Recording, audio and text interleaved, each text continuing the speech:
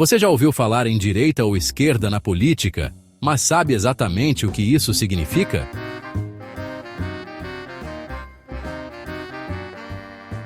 Neste vídeo, vamos esclarecer a origem, as ideias e o papel contemporâneo da chamada direita.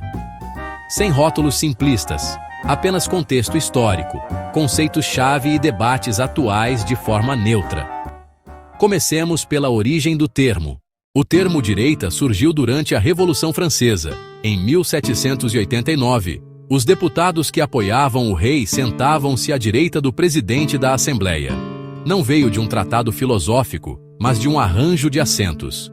À direita, agrupavam-se defensores da autoridade do monarca e das instituições tradicionais.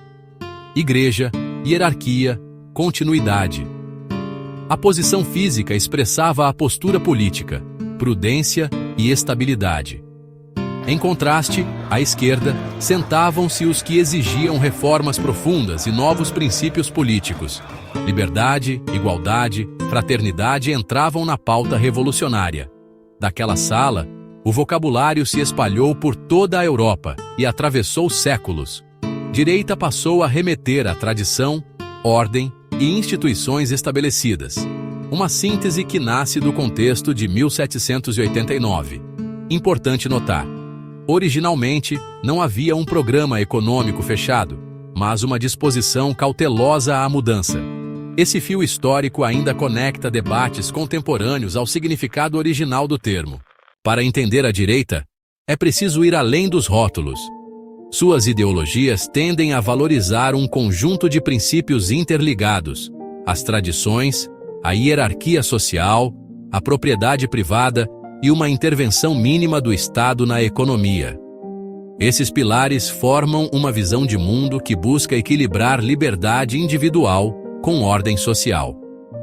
Historicamente, 4 conceitos se destacam como fundamentais: tradição e ordem, livre mercado, um papel limitado para o Estado e a ênfase no nacionalismo e na soberania. O primeiro pilar, tradição e ordem, vê instituições e costumes como uma sabedoria acumulada ao longo de gerações.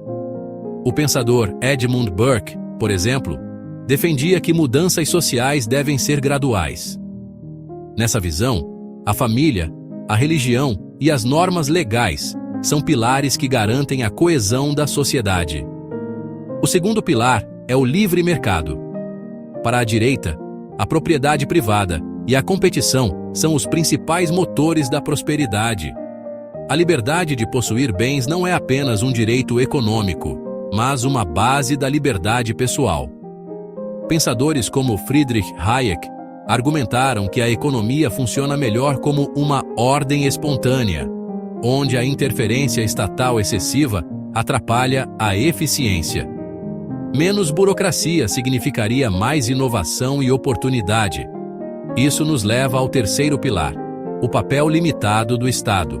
A função primordial do governo seria garantir direitos fundamentais, a validade dos contratos, a defesa nacional e a ordem pública.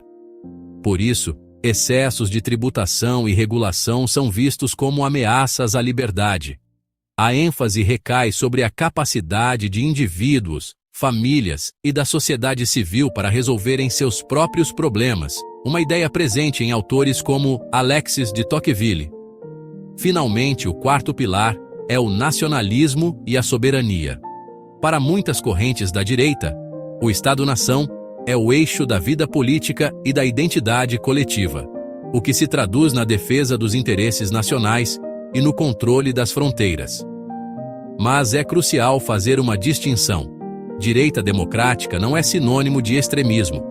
Enquanto a primeira atua dentro das regras do jogo democrático, a extrema-direita tende a rejeitar o pluralismo e as instituições. Na prática, a direita é um espectro amplo, com ideias que se combinam de maneiras variadas, formando correntes como a liberal, a conservadora e a nacional-conservadora.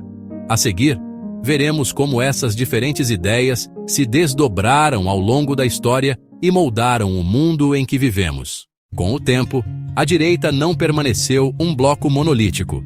Pelo contrário, ela se diversificou em resposta a diferentes desafios históricos e sociais. Surgiram, assim, várias vertentes, do conservadorismo moderado, passando pelo neoliberalismo, até formas mais radicais e nacionalistas. O conservadorismo moderado, por exemplo, defende mudanças graduais, com profundo respeito pelas instituições estabelecidas e uma forte ênfase na responsabilidade fiscal.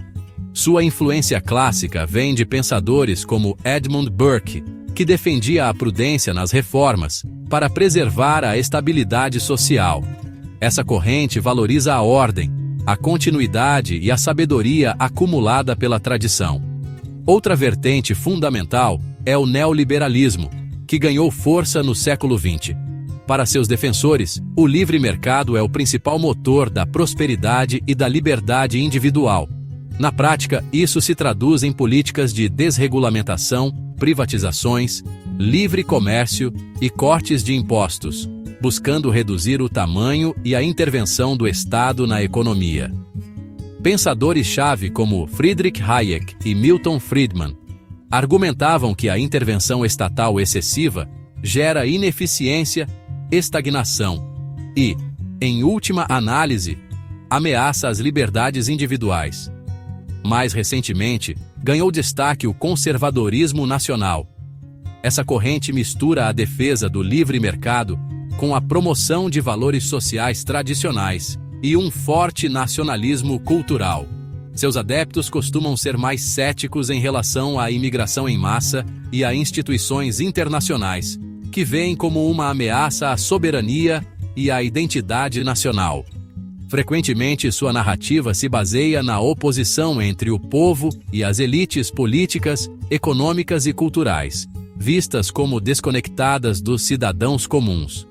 No extremo do espectro, encontramos a extrema-direita, caracterizada por um nacionalismo nativista, que em seus casos mais perigosos, pode descambar para a xenofobia e o racismo. É crucial distinguir. Enquanto os partidos de direita tradicionais atuam dentro das regras do jogo democrático, os grupos extremistas podem rejeitar o pluralismo e as próprias instituições democráticas. Portanto, o espectro da direita é amplo e variado, indo do conservador moderado às franjas iliberais. Entender essas distinções é fundamental.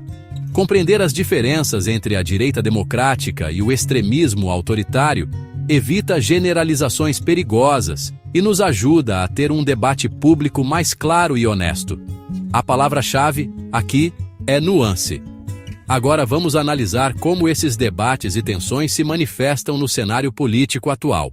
Hoje, no mundo globalizado, a direita enfrenta debates complexos que moldam sua identidade. Questões como imigração, globalização, política identitária, meio ambiente e o avanço das tecnologias digitais estão no centro das discussões, forçando a reavaliação de seus princípios. Em muitos países, partidos de direita defendem o fortalecimento nacional, a liberdade de mercado e a preservação de valores tradicionais. Essas ideias ecoam o pensamento de figuras como Friedrich Hayek e Edmund Burke. No final do século XX, líderes como Margaret Thatcher e Ronald Reagan tornaram-se símbolos da aplicação dessas políticas, promovendo desregulamentação e privatizações. Ao mesmo tempo, surgem novas configurações, como a fusão entre o populismo e a direita, que frequentemente enfatiza a soberania nacional contra as elites globais. Essa diversidade de correntes gera tensões entre os princípios teóricos e os dilemas práticos do dia a dia. Por exemplo, para alguns setores da direita, a imigração é uma fonte vital de força de trabalho e crescimento econômico. Para outros, representa uma ameaça à identidade cultural e coesão social. Daí surgem propostas que vão do controle mais rígido de fronteiras à implementação de políticas de integração cultural. Na economia, enquanto o livre comércio é defendido por reduzir preços e aumentar a eficiência, correntes protecionistas ganham força, criticando seus impactos na indústria local e nos salários. Essa é a tensão clássica. como conciliar os interesses da economia global com a agenda do trabalhador nacional. No campo cultural, há uma forte crítica ao que se percebe como foco excessivo em identidades de grupo, defendendo em seu lugar o universalismo cívico e a liberdade de expressão individual. No debate ambiental, o ceticismo sobre regulações estatais pesadas convive com o chamado conservadorismo verde, que busca soluções de mercado, como impostos sobre carbono, para os desafios climáticos. A tecnologia também é um campo de batalha, com debates acalorados sobre moderação de conteúdo, liberdade de expressão e o poder das Big Techs. Paradoxalmente, setores da direita que tradicionalmente se opõem à intervenção estatal agora pedem regras para garantir a neutralidade das plataformas e a responsabilização das empresas. O resultado é uma direita multifacetada, que adapta seus princípios a novos contextos, formando coalizões entre liberais econômicos, conservadores sociais e nacionalistas. Compreender esse mosaico de ideias, que varia enormemente de um país para outro, é fundamental para evitar generalizações e qualificar o debate público. Para resumir, a direita é uma das principais categorias do espectro político, com raízes históricas claras e conceitos que ainda moldam o mundo. Ela abrange vertentes moderadas, liberais de mercado e correntes nacionalistas, distintas do extremismo. Entender essas diferenças nos torna cidadãos mais informados. Se você gostou, curta o vídeo, inscreva-se no canal, ative o sininho e compartilhe com quem quer entender política de forma simples e direta. Nos próximos vídeos, a esquerda política, espectro ideológico e como comparar propostas. Obrigado por assistir. Veja também vídeo sobre a esquerda, guia do espectro político e nosso site para materiais complementares. Comente com perguntas e sugestões de temas. Até a próxima!